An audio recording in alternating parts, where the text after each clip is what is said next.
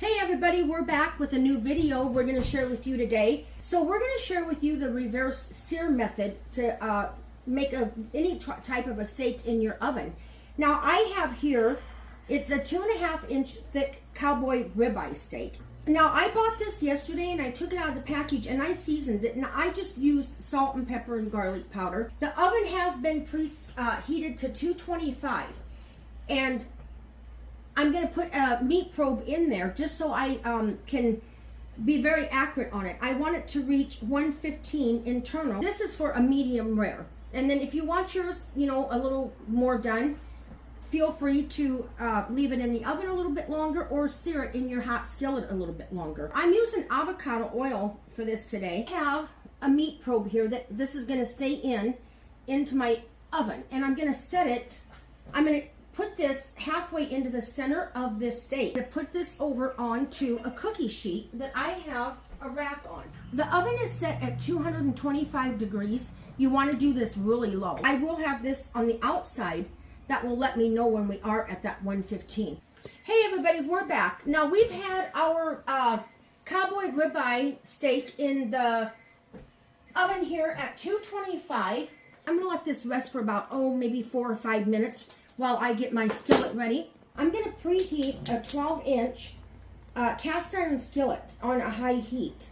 I'm going to add about, 4 tablespoons of butter, give or take, and you can add even more if you like.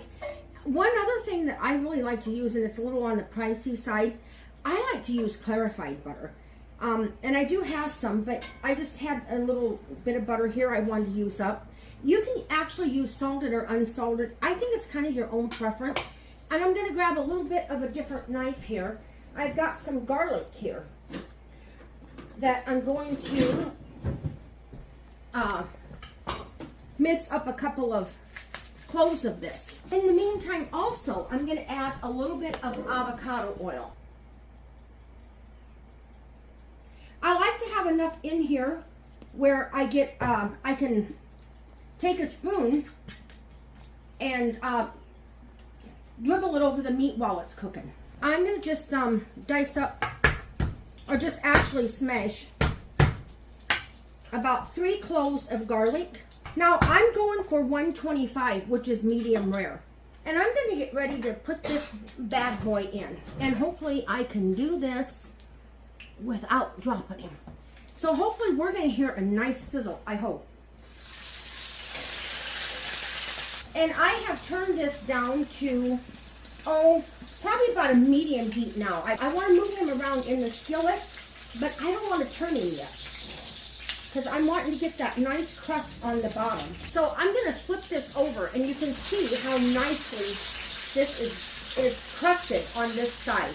I want to pull mine out here at 125. So now I'm going to take, since I've lowered my heat, and I'm going to add my garlic in. So I can start, put some of this garlic infused oil on top of this steak. And I am going to just take with my instant read thermometer. I do want to check that a little bit and see where we're at. And we are at 125. I'll let you take a look at the other side, how nicely crusted that is. It's got a wonderful crust on it. I want to let this rest for about another, 5 or 10 minutes. And I'm going to check this again. I want to try to let it set, and it will continue to cook, and it'll bring it up to about the 130 mark. So we've been letting this rest a good close to 10 minutes now, and I am going to get my knife, and I'm going to cut this open. Really, you can just see how nice and tender that this is cutting.